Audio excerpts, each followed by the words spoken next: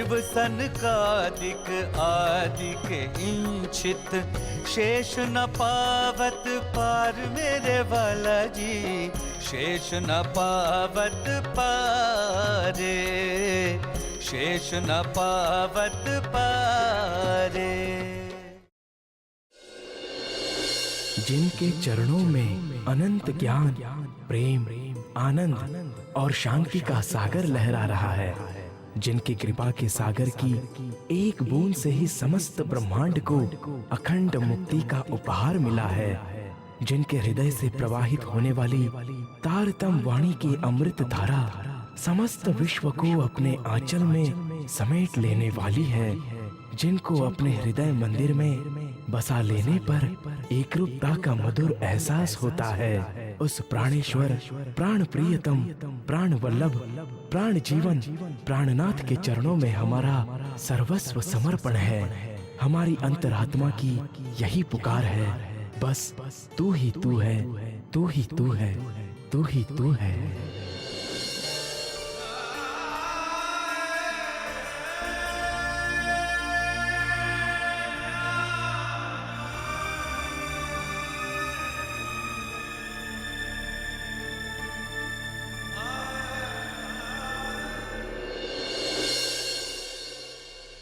प्रणाम प्राणनाथ जी।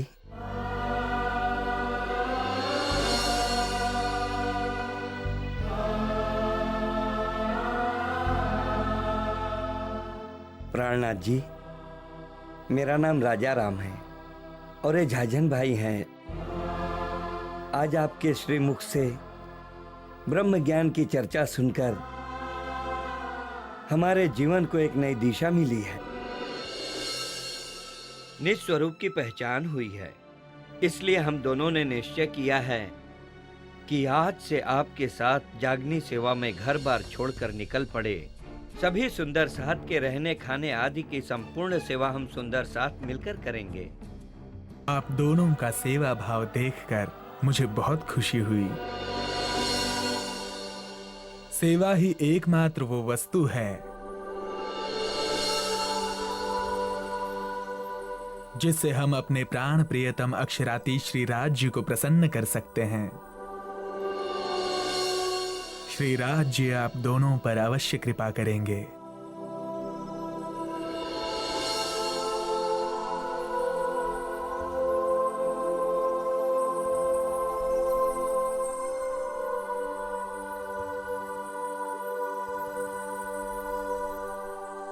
प्रणाम प्राणनाथ जी। प्रणाम। प्राणनाथ जी, ये मेरी धर्म पत्नी है और ये मेरी बेटी ललिता है।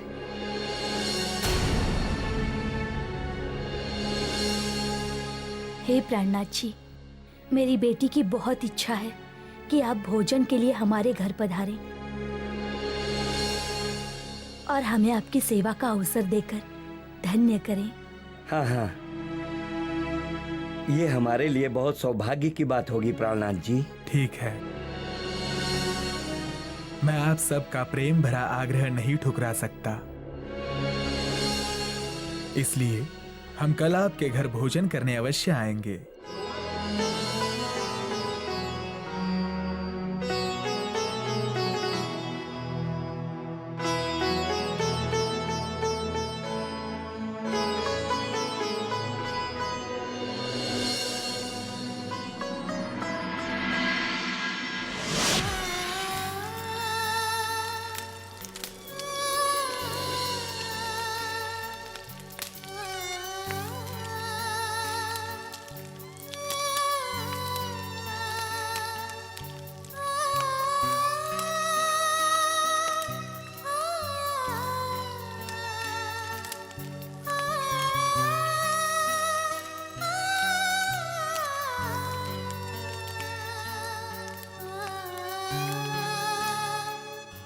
ललिता बेटी, तुम क्यों काम कर रही हो? सेविकाएं भोजन बना लेंगी, तुम जाकर आराम करो। नहीं माँ, आज मेरे घर सारे जगत के प्राणनाथ श्री जी साहिब जी पधार रहे हैं। उनकी सारी सेवा मैं स्वयं अपने हाथ से करूंगी। अब चिंता ना करें। ठीक है बेटी, जैसे तुम्हारी इच्छा।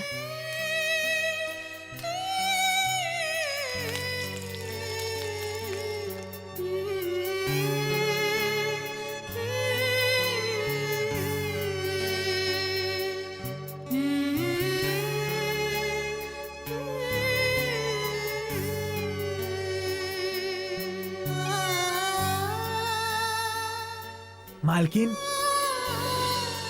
मालिक, प्राणनाथ जी और सुंदर साथ पधार चुके हैं। पधार चुके हैं? चलो चलो चलो। राम के धनी की, प्राणनाथ प्यारे की, राम के धनी की, प्राणनाथ प्यारे की, राम के धनी की।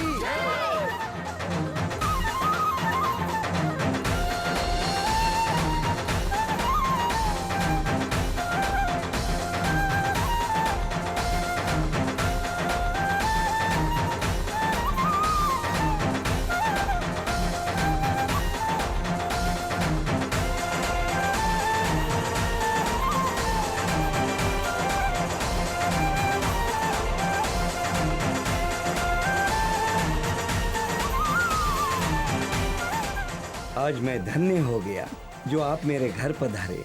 आइए आइए। धाम के धनी की, प्राणनाथ प्यारे की, धाम के धनी की, प्राणनाथ प्यारे की, धाम के धनी की, धाम के धनी की, प्राणनाथ प्यारे की, धाम के धनी की, प्राणनाथ प्यारे की, धाम के धनी की।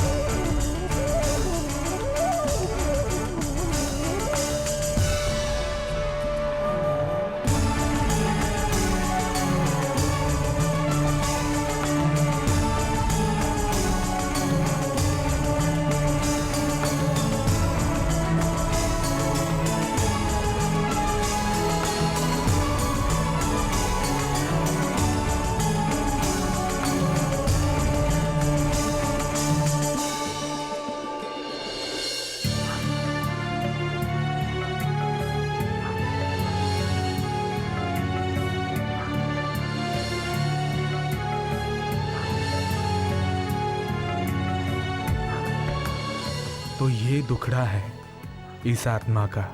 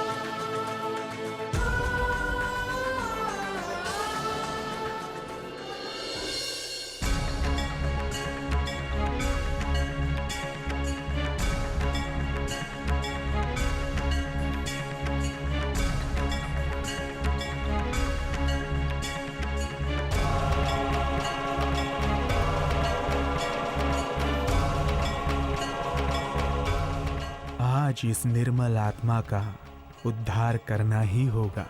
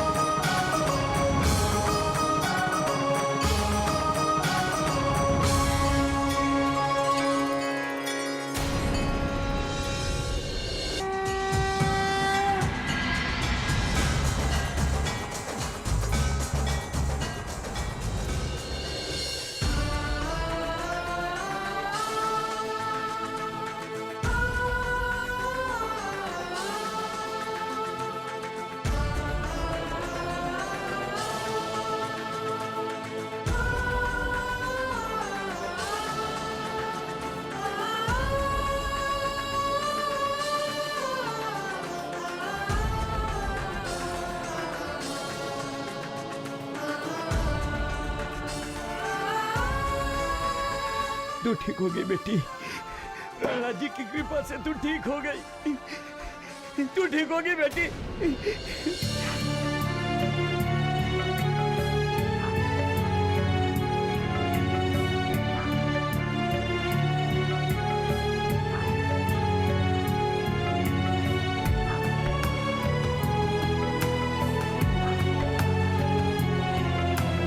अरे भगवान, सुनती हो?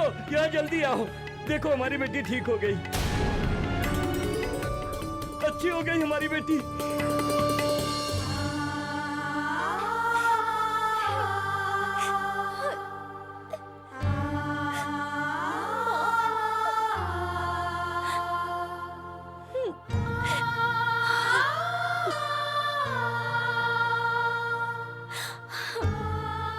ये चमत्कार कैसे हुआ बेटी?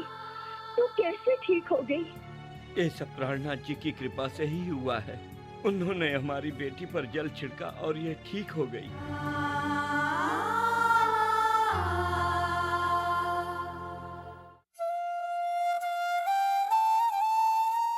हे प्राणनाथ जी, हम आपकी कृपा का वर्णन किसी भी तरह नहीं कर सकते। आज हमारी बेटी को एक नया जीवन दिया है आपने, इसलिए हम सदैव आपके कृतज्ञ रहेंगे। हाँ प्राणनाथ जी, ये माँ न जाने कब से अपनी बेटी के दुख और दर्द से भरी आहें सुनकर भी विवश थी, कुछ नहीं कर पा रही थी। आज आपकी कृपा दृष्टि से हमारे सारे दुख दर्द दूर हो गए। अब मेरी बेटी सुखपूर्वक अपना बाकी जीवन जी पाएगी। नहीं माँ, जब मैंने दुनिया को चाहा, दुनिया ने मेरी बदसूरती को देखा, मेरे कुबड़ेपन को देखा, मुझसे नफरत की। अब मैं प्राणनाथ जी की कृपा से सुंदर हो गई हूँ, तो दुनिया अवश्य मुझे दिखावे का प्यार करने लगेगी। किंतु अब मेरे दिल में दुनिया की कोई चाहत नहीं रही है, इसीलिए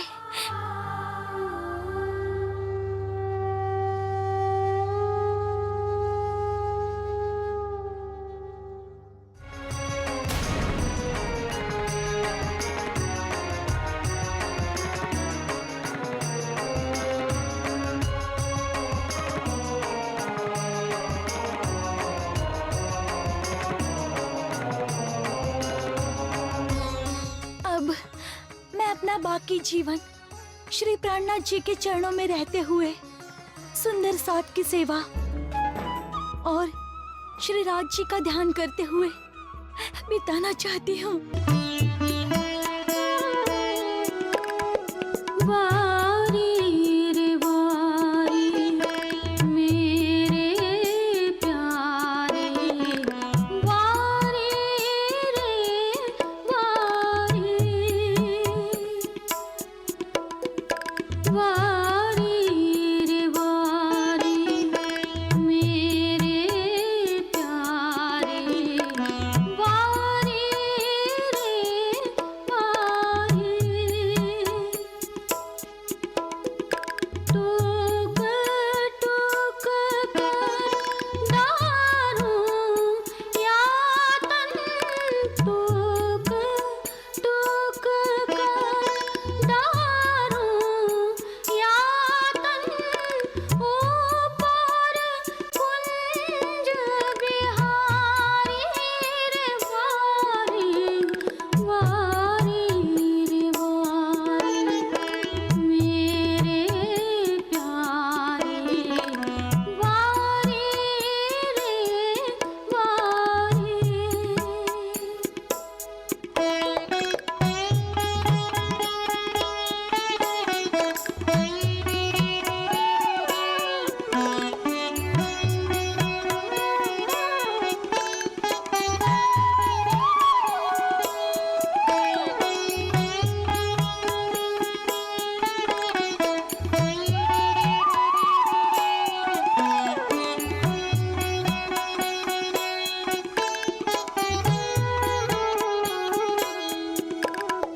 कारी कुमत कोब कुचल ऐसे कठिन कठोर होना रे, गरे सनी सा गरे मगा रे सा गरे गमधानी ग पा मगा, कारी कुमत कोब कुचल ऐसे कठिन कठोर होना रे,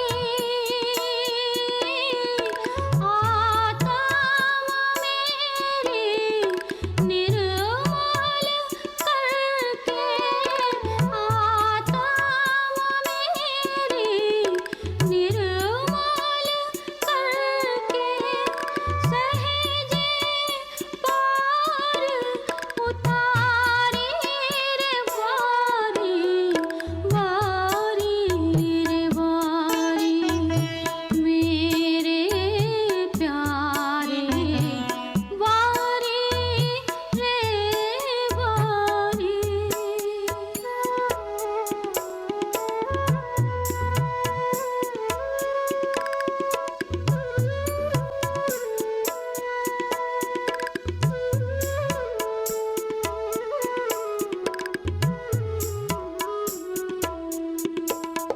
सुंदर स्वरूप सुभग अति उत्तम, मुझ पर कृपा तुम्हारी। सुंदर स्वरूप सुभग अति उत्तम, मुझ पर कृपा तुम्हारी। कोट बेर ललिता कुर्बानी, कोट बेर ललिता कुर्बानी मेरे धनी जी कायम सुखकारी रे वारी, वारी रे वारी मेरे प्यारे, वारी रे वारी। जिस प्रकार कभी द्वापर युग में श्री कृष्ण जी ने कुब्जा दासी के कुबड़ेपन को दूर किया था, उसी प्रकार मेड़ते में श्री प्राणनाथ जी ने अपनी कृपा दृष्टि से ललिता को ठीक किया। इसके पश्चात ललिता ने पन्ना जी तक सेवा करते करते अपनी दैहिक लीला समाप्त की। मेड़ता में ही एक और महत्वपूर्ण घटना हुई, जब एक दिन संध्या समय श्री प्राणनाथ जी कुछ सुंदर साथ के साथ भ्रमण कर रहे थे।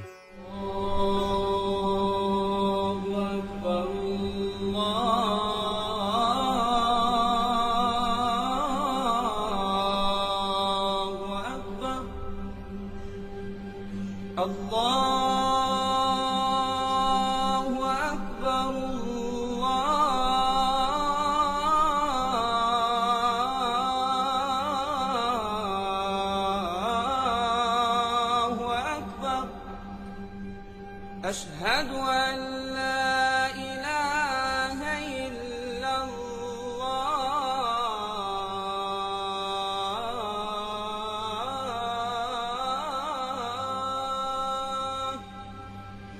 अशहदु अल्ला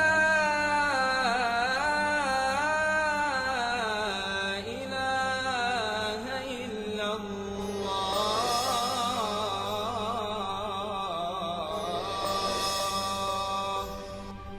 अशहदु अन्न मुहम्मदर रसूल। ला तो कहा नहीं को, इलाहा तो है हक, अक्षर अक्षरातीत की ये बात बड़ी बुजुर्ग है। ला तो कहा नहीं को, ला तो कहा नहीं को, इलाह तो है हक, अक्षर अक्षरातीत किए, अक्षर अक्षरातीत की ये बातें बड़ी बुजुर्ग। प्राणेश्वर, अभी आप क्या कह रहे थे? लालदास जी, हिंदू धर्म ग्रंथों में जिसे क्षर अक्षर अक्षरातीत कहा गया है, कतेब धर्म ग्रंथों में उसे ही ला इलाहा इल्लल्लाह कहा गया है। ला का अर्थ है नहीं, इलाह का अर्थ होता है और इल्लल्लाह का अर्थ होता है परब्रह्म के अतिरिक्त। इस प्रकार कलमा का अर्थ होता है परब्रह्म के अतिरिक्त कोई भी नहीं है, यानी ब्रह्म सत्य जगत मिथ्या। इस प्रकार हिंदू एवं कतेब धर्म ग्रंथों में एकेश्वरवाद का ही सिद्धांत है। यह तो बहुत ही उत्तम बात है धामधनी। इसका तात्पर्य कतः परंपरा में ब्रह्म ज्ञान की और भी बहुत सी बातें हो सकती हैं। हाँ लालदास जी, इस्लामिक धर्म ग्रंथों में भी हमारे निज घर परम धाम और ब्रह्मात्माओं के संकेत अवश्य होंगे। सभी धर्मावलंबियों के बीच आपसी मतभेद का मुख्य कारण भाषा, वेशभूषा, रीति रिवाजों की भिन्नता एवं सार्वभौम सोच का अभाव है। प्राणनाथ जी, ऐसी स्थिति में अब हमें क्या करना चाहिए? तारतम्य ज्ञान के प्रकाश में ही सभी मत पंथों का एकीकरण संभव है।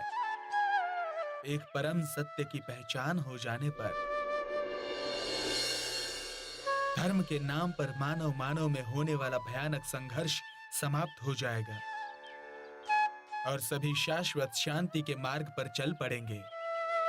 इसके लिए सर्वप्रथम बादशाह औरंगजेब को जागृत करना आवश्यक है, क्योंकि उसके अंदर परम धाम की साकुमार की आत्मा है।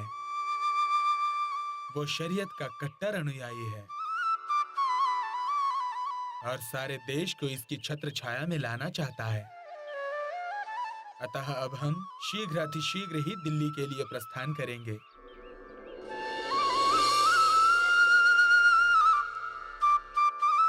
चलिए।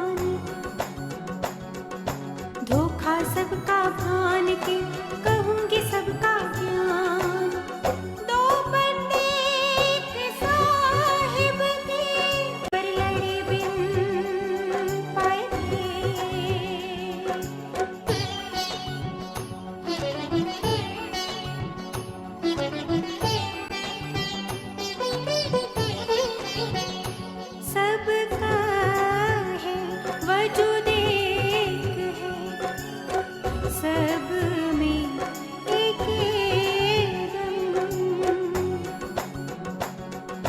सब कहे कि साहिब है पर सबकी लड़े रस्म। दो बंदे एक साहिब के पर लड़े बिन पाए। जो कछु कहिया कतीब ने सोई कहिया वेद।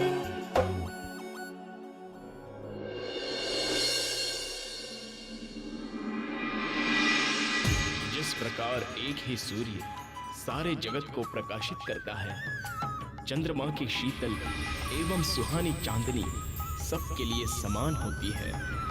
शीतल, मंद और सुगंधित हवा के झोंके सबको समान रूप से आनंदित करते हैं। उसी प्रकार सबकी आत्मा का प्रियतम परब्रह्म स्वामी भी एक ही है और सभी पवित्र धर्म ग्रंथ एक ही सत्य का वर्णन करते हैं। तारतम्य ज्ञान के प्रकाश में सभी धर्म ग्रंथों में वर्णित उस एक सत्य परब्रह्म की पहचान करके हम वसुधैव कुटुंबकम के कथन को चरितार्थ कर सकते हैं। इस प्रकार श्री मिहिरराज जी के अंदर पूर्ण ब्रह्म की 5 दिव्य शक्तियां, श्री राज जी का जोश, श्यामा जी की आत्मा, तारतम्य ज्ञान, अक्षर की आत्मा और जागृत बुद्धि पूर्ण हो जाती है, जिससे उनकी आत्मा इंद्रावती को महामत की शोभा प्राप्त हो जाती है। इसके पश्चात श्री प्राणनाथ जी एवं सुंदर साथ अपनी जागनी यात्रा को बढ़ाते हुए मेड़ते से गोकुल, मथुरा, आगरा होते हुए दिल्ली पहुंचते हैं। वहां विट्ठल गौर के पुरे में एक सैयद की हवेली में 6 महीने तक वे ठहरते हैं। यहीं पर ठट्ठा नगर से चिंतामणि जी एवं कुछ अन्य सुंदर साथ श्री जी के चरणों में आते हैं। तब वहां शेख बादल नाम के एक भाई ब्रह्मज्ञान श्रवण करने आते हैं।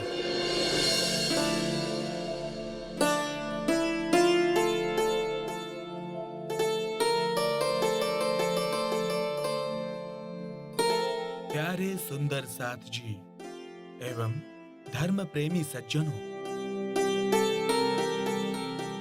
सभी धर्म ग्रंथों में एक ही परब्रह्म स्वामी की उपासना का निर्देश समाहित है।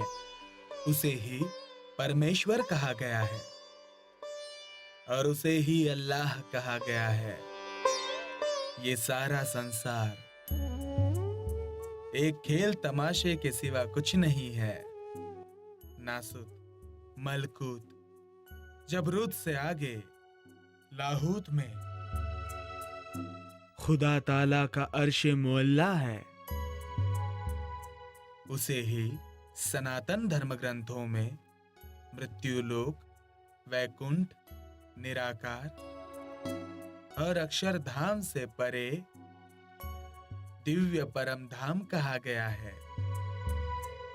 मोमिन रूहें उसी अर्शे आजम से इस फानी दुनिया का खेल देखने आई हैं। आखिरी जमाने के इन मोमिनों की बड़ी महिमा है। वे हक सुभान ताला परब्रह्म स्वामी से सच्ची मोहब्बत करने वाले हैं। लाडलिया लाहौत की, लाडलिया लाहौत की, जाकी असल चौथे आसमान, जाकी असल चौथे आसमान। लाडलिया लाहौत की, लाडलिया लाहौत की।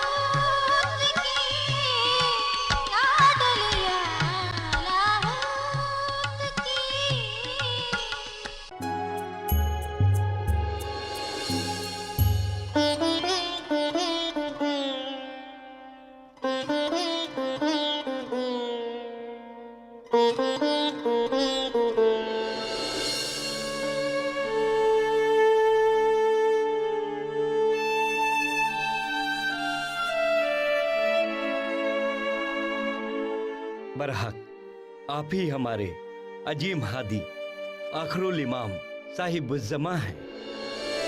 आप मुझे अपने कदमों में ले लें, जिससे कि मैं राहे हक पर चलकर रिसालत पना सल्लल्लाहु अलैहि वसल्लम की शिफायत का हकदार बन सकूं। इस समय मुकुंद दास जी, जिन्होंने सूरत में श्री जी से तारतम ज्ञान श्रवण किया था, किंतु उस समय श्री जी के साथ सूरत से नहीं चल सके थे, क्योंकि उनका विवाह कुछ समय पहले ही हुआ था। श्री जी के सूरत से जाने के बाद उनका दिल माया से उदास रहने लगा था और श्री जी के चरणों में जाने की उनकी प्रबल इच्छा होने लगी थी।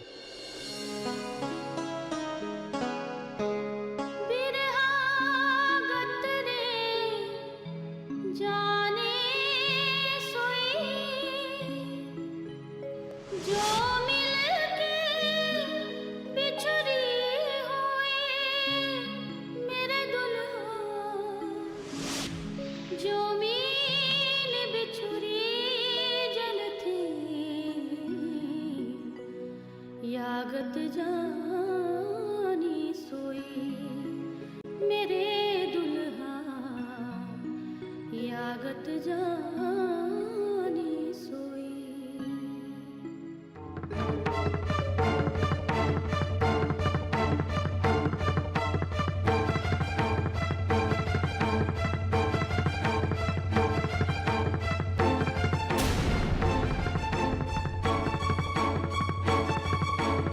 आपको क्या हो गया है स्वामी? आजकल आप ठीक से भोजन नहीं करते हैं और दिन रात चिंता में डूबे रहते हैं। जब से प्राणनाथ जी एवं सुंदर साथ सूरत से गए हैं, मेरा दिल कहीं भी नहीं लग रहा है। मेरी इच्छा हो रही है कि सब कुछ छोड़कर उन्हीं के चरणों में चला जाऊं। किंतु हमारी शादी हुए अभी कुछ ही दिन बीते हैं। आपको इस तरह से घर छोड़कर जाने की बात नहीं करनी चाहिए। ये मनुष्य जीवन बहुत दुर्लभ है भाग्यवान। और जब इस 28वें कलयुग में स्वयं पर ब्रह्म अक्षरातीत ब्रह्म ज्ञान लेकर अपनी आत्माओं को जगाने आए हैं, तो ऐसे समय में उनकी सानिध्यता, उनके चरण कमल छोड़कर सांसारिक कार्यों में लगे रहना तो बहुत ही दुर्भाग्य की बात होगी। मुझे ये ज्ञान व्यान की बातें नहीं सुननी है। मैं तो बस इतना जानना चाहती हूँ कि यदि मुझे छोड़कर जाना ही था तो फिर मुझसे विवाह क्यों किया?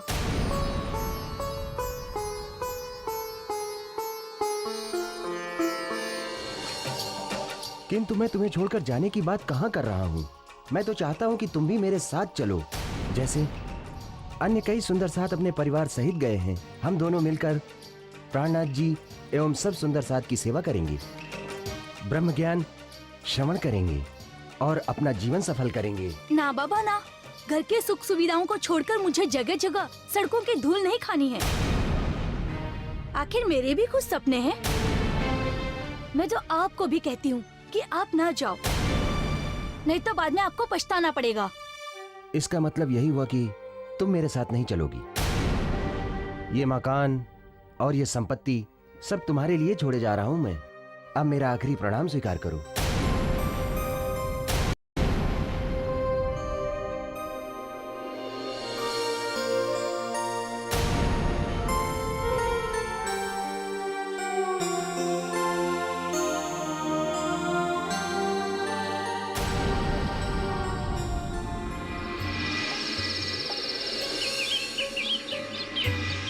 आप सब बहुत ही धर्म प्रेमी और जिज्ञासु लगते हैं। आप सब जरा विचार कीजिए कि भक्ति करते हुए आप सबका इतना जीवन बीत गया, किंतु क्या आपको इस बात का ज्ञान हुआ कि आप कौन हैं? ये शरीर तो नश्वर है, किंतु आत्मा न जन्मती न मरती है। तो फिर इस सृष्टि की उत्पत्ति जब नहीं हुई थी, उस समय आप कहां थे? किस रूप में थे? इस नश्वर जगत की रचना क्यों की गई है? हमारी आत्मा का स्वामी प्रियतम परब्रह्म कौन है? ये तो हमें कुछ भी नहीं पता है। कृपया आप ही सारी बातें स्पष्ट करें। हमें भी ये सब कुछ जानने की बड़ी जिज्ञासा हो रही है। यदि ये सब विस्तृत रूप से जानना है तो आप सबको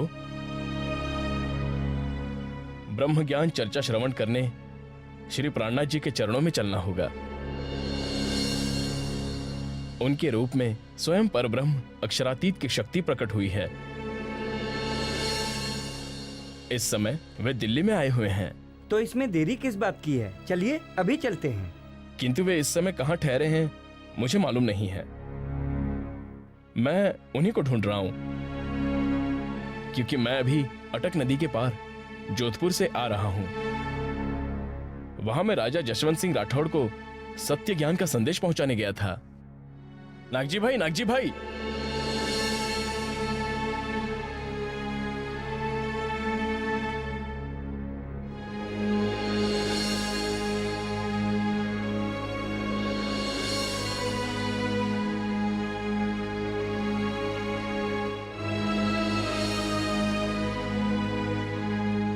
गोवर्धन भाई, आप यहाँ कब आए जोधपुर से? मुझे आए हुए तो 3-4 दिन हो गए और मैं आप सबका पता खोज रहा था। बताओ कि आप सब और श्री प्राणनाथ जी कहाँ ठहरे हुए हैं? श्री जी तो अभी विठल गौर के पूरे में एक सैयद की हवेली में ठहरे हैं। मैं भी वहीं जा रहा हूँ। तो फिर हम भी सब साथ चलते हैं, ठीक है ना भाइयों? हाँ हाँ, प्राणनाथ जी से मिलने की हमारी भी बहुत तीव्र इच्छा है।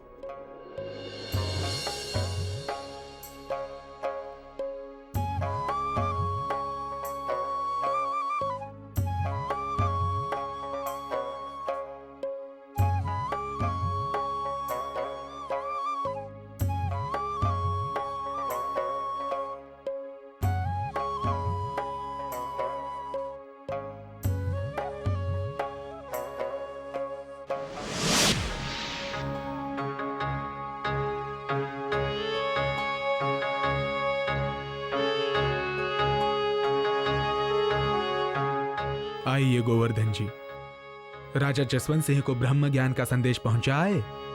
जी प्राणनाथ जी, किंतु उन्होंने इसमें अपनी कोई विशेष रुचि नहीं दिखाई।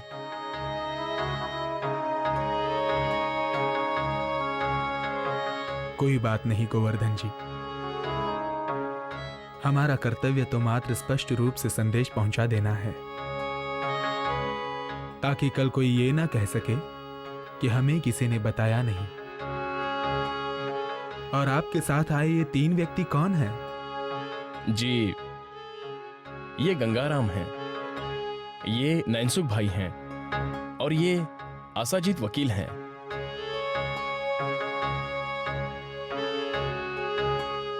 जब मैं जोधपुर से दिल्ली आया तब आपके निवास की जानकारी न होने से मैं कुछ दिन लाल दरवाजे में ठहरा था। वहीं इन्हें ब्रह्मज्ञान सुनाने का अवसर प्राप्त हुआ। अब ये आपके दर्शन और ब्रह्मज्ञान श्रवण करने की जिज्ञासा से आए हैं। ये तो बहुत अच्छी बात है।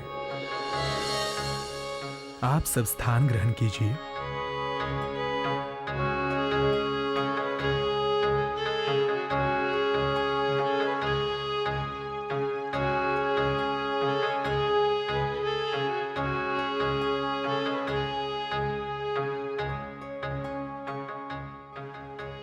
परमधाम से आत्माएं इस नश्वर जगत में आकर अपने निज स्वरूप को भूल गई। यही उनके लिए सबसे बड़ा बंधन है और यही सबसे बड़े दुख का कारण है। इसलिए आत्म जागृति के लिए अति आवश्यक है कि हम अपने निज स्वरूप व निज घर का ध्यान करें कि वो परम धाम कैसा दिव्य है। रंग महल, यमुना जी, सात घाट, हौज कौसर ताल आदि की कैसी सुंदर शोभा है। वहां हम आत्माओं का तथा हमारे प्राण प्रियतम श्री राज श्यामा जी का कैसा सुंदर स्वरूप है। वहां किस प्रकार की प्रेममयी लीलाएं हम करते हैं। देख तू निस्बत आपनी, देख तू निस्बत आपनी, मेरी रूह, मेरी रूह, मेरी रूह, मेरी रूह, तू आँखां खोल, देख तू निस्बत आपनी, देख तू निस्बत आपनी।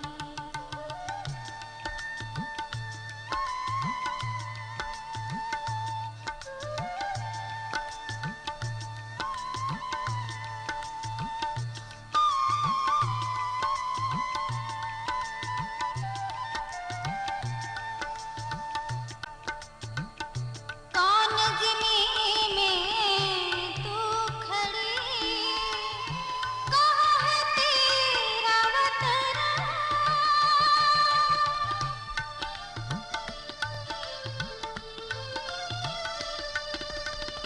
कौन खसम तेरी रूह का, कौन असल तेरा तना, कौन असल तेरा तना, देख तू निस्बत आपनी, देख तू निस्बत आपनी।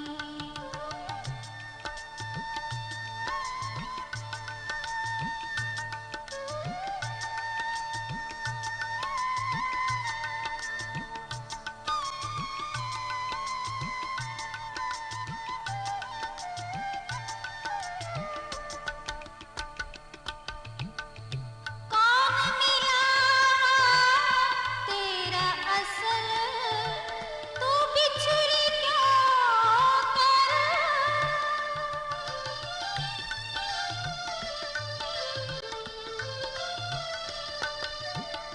तो ही याद ना आवे, जो ते सुनिया नहीं दिल धर,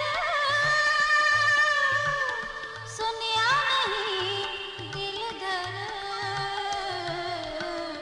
देख तू निस्बत आपनी, देख तू निस्बत आपनी।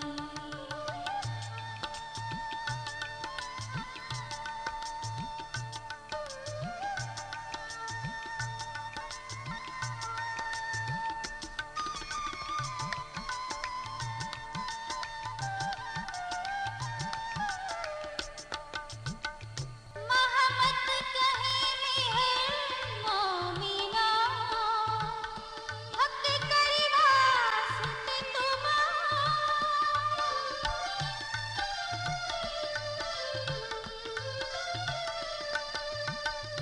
कौन देवी इत सुख बका, बिना इन खसमा, बिना इन खसमा, देख तू निस्बत आपनी, देख तू निस्बत आपनी, मेरी रूह, मेरी रूह, मेरी रूह, मेरी रूह, तू आँखां खोल, देख तू निस्बत आपनी। साथियों, निज घर चलने का समय हो गया है। कलयुग का अंतिम समय आ गया है। इसलिए अब माया की चाहना छोड़ो और निज घर का ध्यान करो। किंतु प्राणनाथ जी, शास्त्रों में तो कलयुग की आयु 4,32,000 लिखी है और अभी तो कलयुग के मात्र 4,500 वर्ष ही व्यतीत हुए हैं। तो अभी कलयुग का अंतिम समय कैसे हो सकता है? संभव है, क्योंकि शास्त्रों में यह भी लिखा है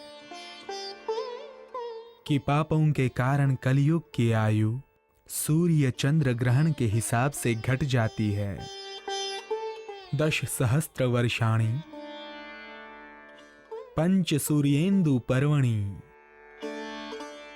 कलक्षम भविष्यति सप्त तारेक स्वग्रही।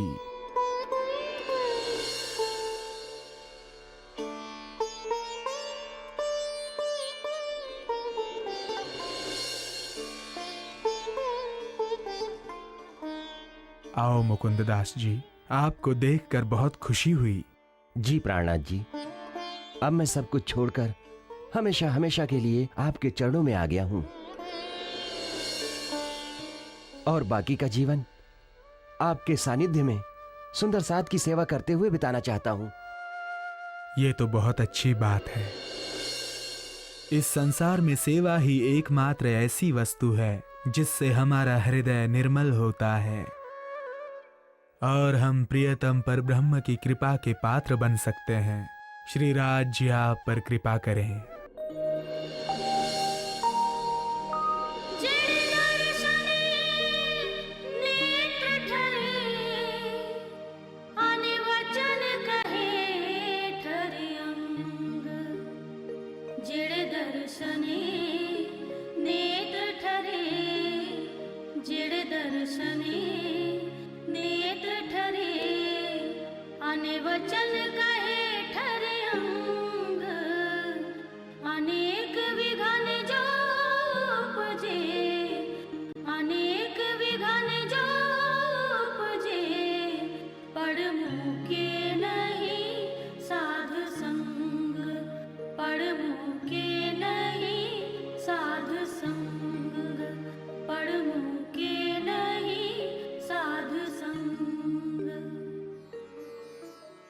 इसके पश्चात श्री जी एवं सब सुंदर साथ विट्ठल गौर के पूरे से लाल दरवाजे में एक क्षत्रिय की हवेली में आ जाते हैं।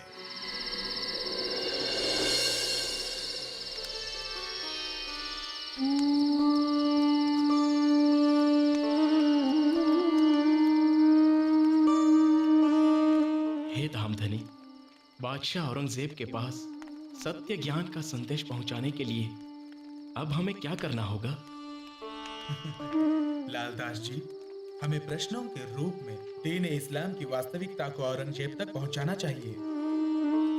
इससे उसके मन में जिज्ञासा भी पैदा होगी और वो दीन की हकीकत भी समझ सकेगा। हे धामधनी, वे प्रश्न किस प्रकार तैयार किए जाएंगे?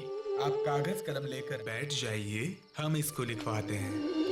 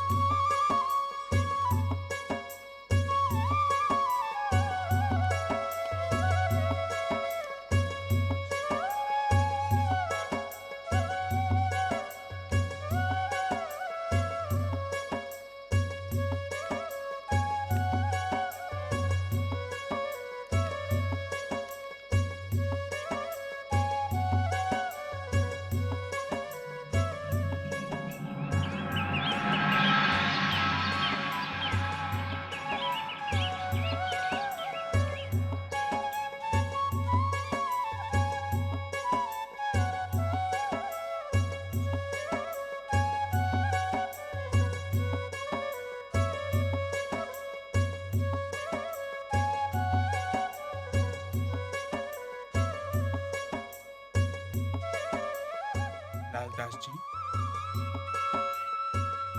आप सभी प्रश्नों को एक पत्र के रूप में बना दीजिए।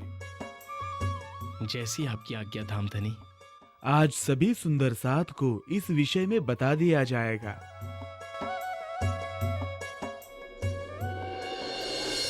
प्यारे सुंदर साथ जी, हमने सुल्तान औरंगजेब को राजकीय कर्तव्यों एवं इस्लाम धर्म की वास्तविकता का प्रबोध करने के उद्देश्य से कुछ प्रश्न तैयार किए हैं और हम ये चाहते हैं कि आप सब भी उन प्रश्नों को एक बार सुनें और इस विषय में किसी भी प्रकार का संशय हो तो बताएं। लालदास जी, आप सभी प्रश्नों को एक एक करके पढ़ते जाइए। जी धाम के धनी। प्रश्न इस प्रकार है, पिछली आसमानी किताबें रद्द कर दी गई हैं, तो उन्हीं नामों की नई किताबें कौन सी हैं? पिछली आयतों को भुलाकर नई बेहतर आयतें लाई गई हैं, तो वो कौन सी आयतें हैं? यहूदियों के गिरोह में आखिरत को पैगंबरों का मुल्क कहा गया है, वे कौन से यहूद हैं? हजरत आखरुल इमाम मोहम्मद महदी साहिबुज़्ज़मा दिन को ताजा करके बढ़ाएंगे, ऐसा लिखा है। वे आखरुल इमाम साहिबुज़्ज़मा कौन हैं? दिने इस्लाम को ताजा करना क्यों लिखा है? 1000 महीने से बेहतर कद्र की रात कही गई है, वे रात कौन सी है? लैलतुल कद्र में उतरने वाले फरिश्तों और रूहों पर सुबह होने तक खैर उतरती है, तो वे कौन सी रूहें और कौन से फरिश्ते हैं? रूहुल कुदस जब्राइल फरिश्ते को कहा जाता है, जबकि वे तो अर्श आजम में दाखिल ही नहीं हो सका, तो फिर वे रूहें कौन सी हैं? अर्श आजम में अलस्तु बिरब्बी कुम व कालू बला का वार्तालाप परवरदिगार हक सुभान ताला और रूहों के बीच हुआ, तो क्या वे जिब्रिल फरिश्ते की रूह थी या फिर कोई और रूह है? रूहों का महत्व आदमियों व फरिश्तों से भी बढ़कर कहा गया है। वे कौन सी रूहें हैं जिनके हाथ में आखिरत का हुक्म है? हजरत आखरुल इमाम मोहम्मद महदी साहिबुज़्ज़मा का मशरिक में साहिर होना क्यों कहा गया है? आलिम दिन जो दुश्मनी इमाम साहिबुज़्ज़मा से करेंगे, तो आखिरत को इसका क्या नतीजा होगा? 10 तरह की दोज़ख क्या है? इसमें दुनिया को एक बार व आलिमों को 2 बार क्यों चलना पड़ेगा? हकीकी दिने इस्लाम की इमामत इमाम मोहम्मद साहिबुज़्ज़मा को दी गई है, तो उनकी इमामत से क्यों इनकार है?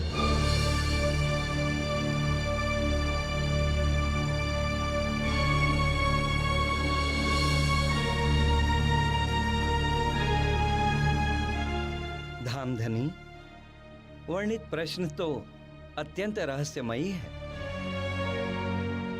किंतु मेरे विचार से इसमें एक समस्या आ सकती है। आशाजीत जी, आप निसंकोच होकर अपने विचार स्पष्ट कीजिए। इसमें आपके विचार से क्या समस्या हो सकती है? समस्या यही हो सकती है कि इस पत्र को देवनागरी लिपि में लिखा गया है, जबकि बादशाह औरंगजेब के दरबार की भाषा फारसी है। इसलिए वह कहीं इसे भ्रमवश मुगल साम्राज्य के प्रति चुनौती न समझ बैठे। मेरे विचार से ऐसे कट्टर मुगल साम्राज्य में शरीयत को चुनौती देने वाला ये पत्र भेजना मौत को निमंत्रण देने के समान है। सत्य की राह पर चलने वालों को कष्टों का सामना तो करना ही पड़ता है। हम मृत्यु के भय से चुप नहीं रह सकते। अज्ञान अंधकार को दूर करने के लिए हमें अपने प्रयास तो करने ही पड़ेंगे। साथियों, मुझे तो आप सब क्षमा करें। इस कार्य में मैं आप सबको अपेक्षित सहयोग नहीं दे पाऊंगा, क्योंकि मेरी भी कुछ पारिवारिक जिम्मेदारियां हैं। प्रणाम।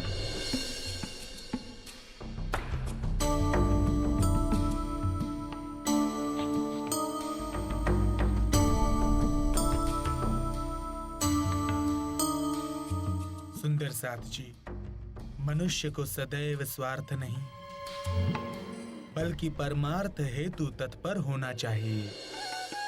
यही एक ब्रह्म मुनि की सत्यता का प्रमाण एवं प्रमुख लक्षण है।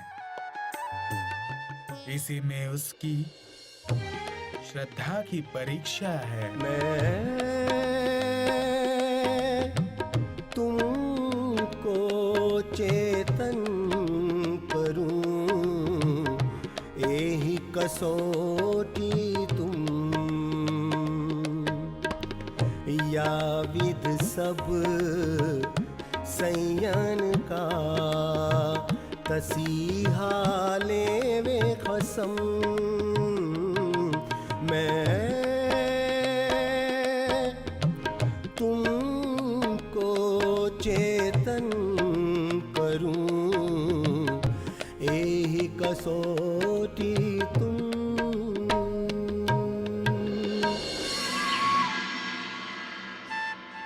दयाराम भाई, आज मैंने साक्षात पर ब्रह्म का दर्शन किया है।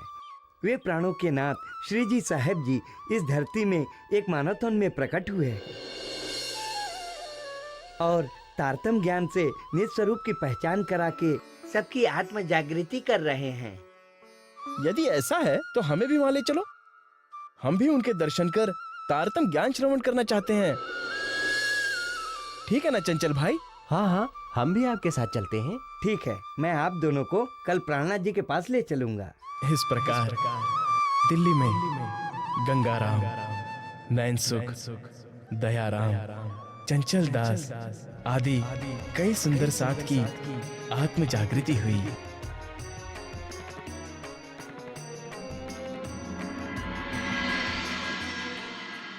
इसके पश्चात श्री प्राणनाथ जी महिला, बच्चे एवं बुजुर्ग सुंदर साथ को दिल्ली में दाऊद पांडे की हवेली में छोड़कर कुछ मुख्य सुंदर साथ को लेकर शाहजहांपुर बुढ़िया गांव में आते हैं।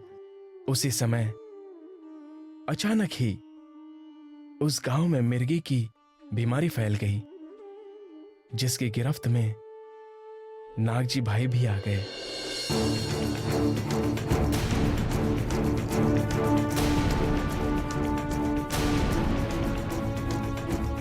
इन्हें मिर्गी का जबरदस्त दौरा पड़ा है। इन्हें जल्द से जल्द वैद्य जी के पास ले जाना चाहिए। हाँ, ये ठीक रहेगा। मैं जल्दी से किसी सवारी की व्यवस्था करता हूँ।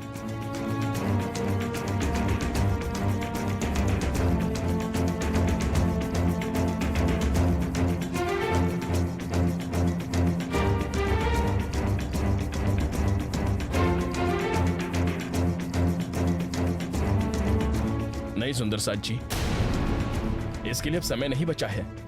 इन्हें तुरंत अब श्री प्राणनाथ जी के पास ले जाना होगा, क्योंकि अब वही इनकी जिंदगी बचा सकते हैं। चलो चलो जल्दी करो।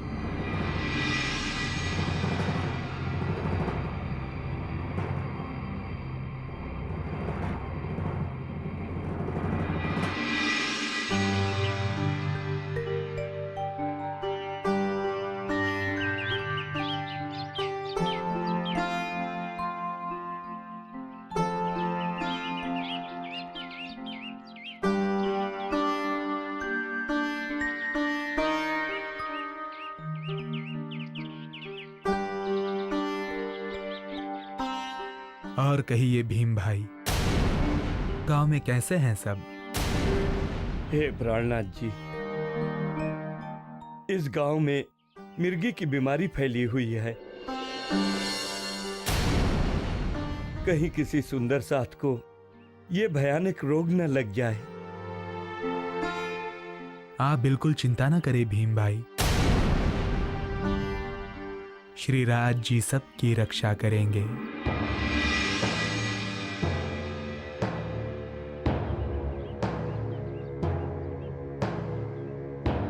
हे प्राणनाथ जी, नागजी भाई को मिर्गी का दौरा पड़ा है।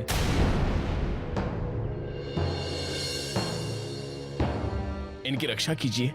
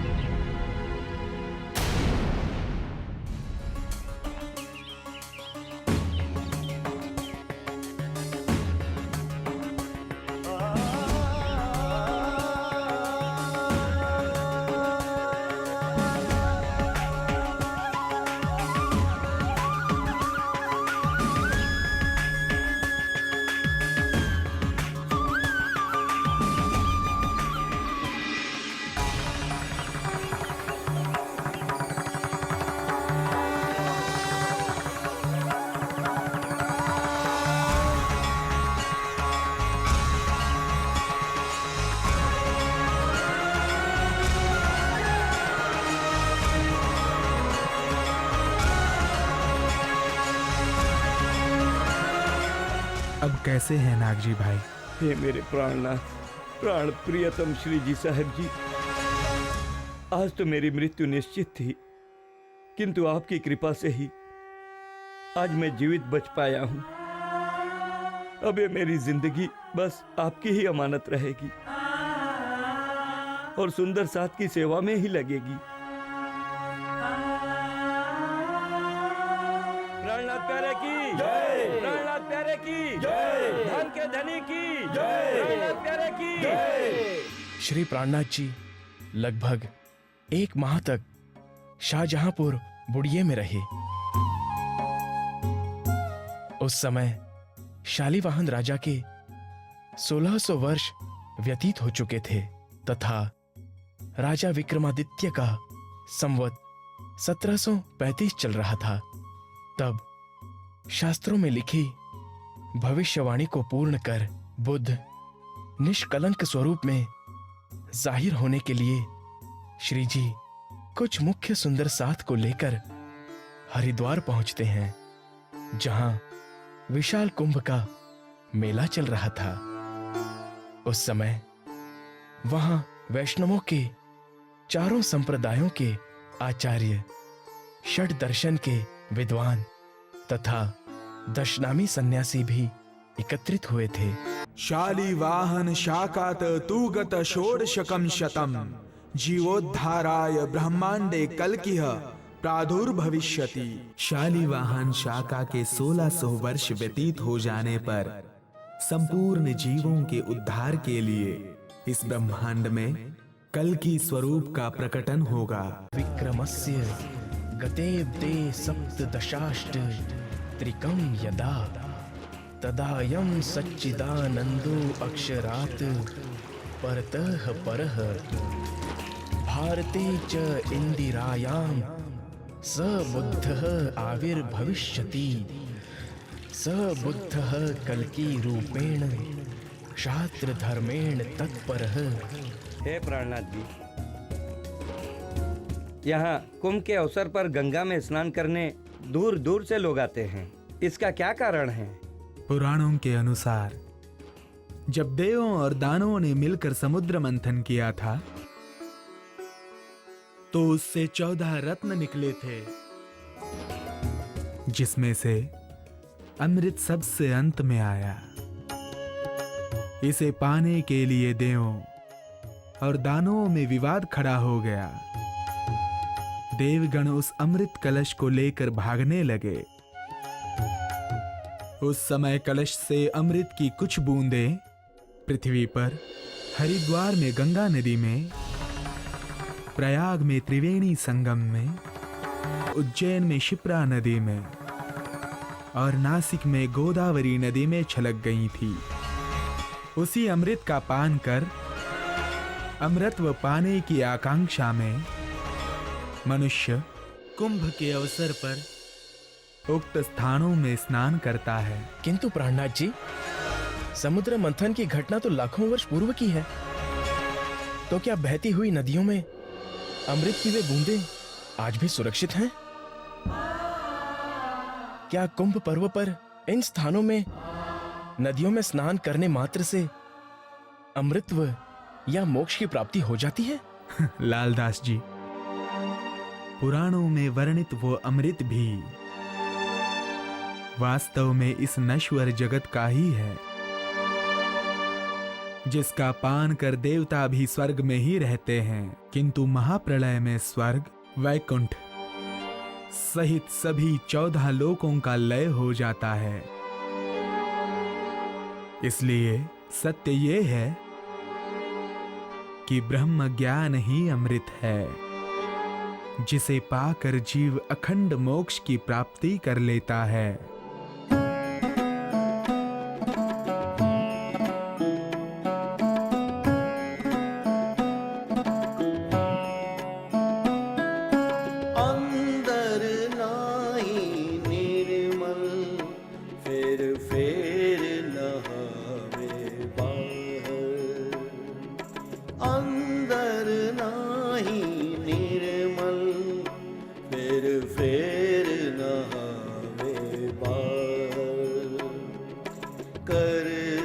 देखाई कोट बेर तोहे ना मिलो करता अंदर नाही निर्मल अंदर नाही निर्मल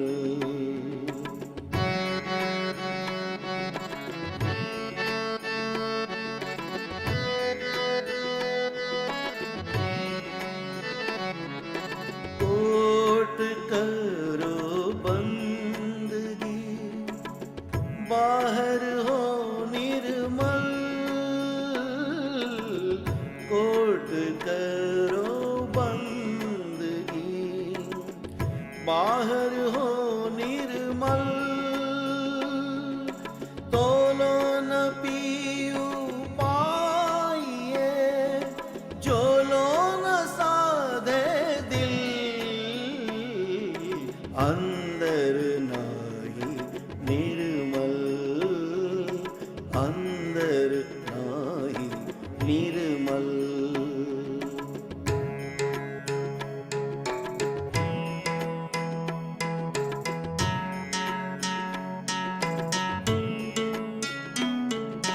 अहनिश तू बेली रहे अपने पियू के संग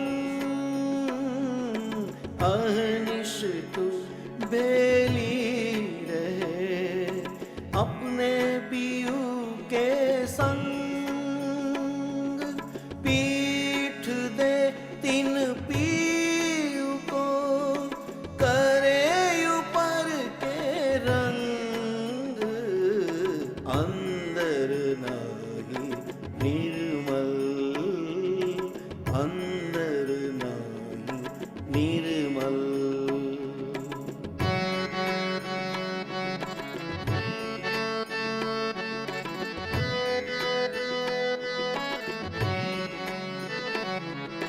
जैसा बाहर होत है जो हो ऐसा दिल जैसा बाहर होत है जो हो ऐसा दिल तो अदखिन पियू न्यारा नहीं माहे रहे हिल मिल अंदर नाही निर्मल अंदर नाही निर्मल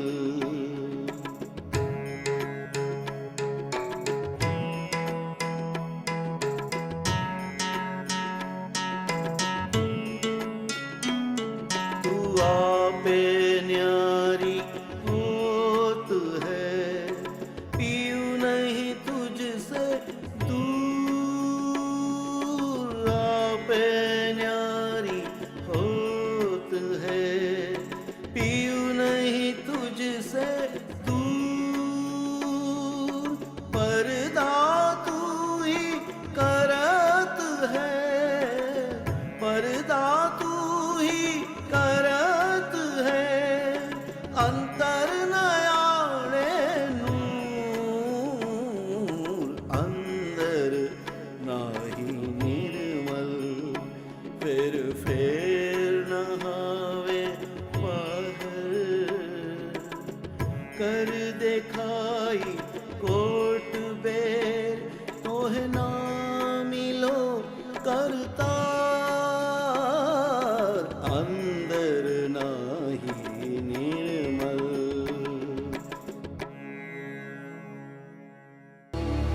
इन्होंने न ही भगवे वस्त्र धारण किए हैं न ही सिर मुंडाया है कुछ अलग प्रकार की वेशभूषा है इनकी आखिर ये किस पंथ के आचार्य हैं मेरे मन में भी यही संशय हो रहा है इनकी वेशभूषा किसी भी प्रचलित संप्रदाय की मान्यता के अनुकूल नहीं है कहीं ऐसा तो नहीं ये औरंगजेब के भेजे गुप्तचर हो इसकी सूचना हमें शीघ्र ही सभी धर्माचार्यों को देनी होगी और उनसे इस विषय में विचार विमर्श करना होगा आप ठीक कह रहे हैं यदि वो औरंगजेब के आदमी निकले तो हमें बहुत मुसीबत का सामना करना पड़ सकता है। कई बार की तरह मुगल सेना हम पर फिर से हमला कर सकती है। ठीक है, जल्दी चलो।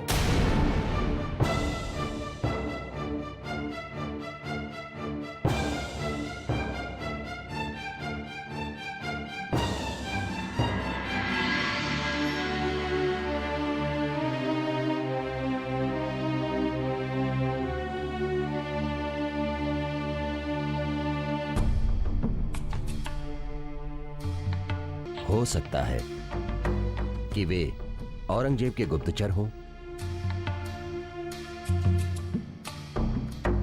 किंतु यह भी हो सकता है कि वे सही में कोई ज्ञानी संत हों।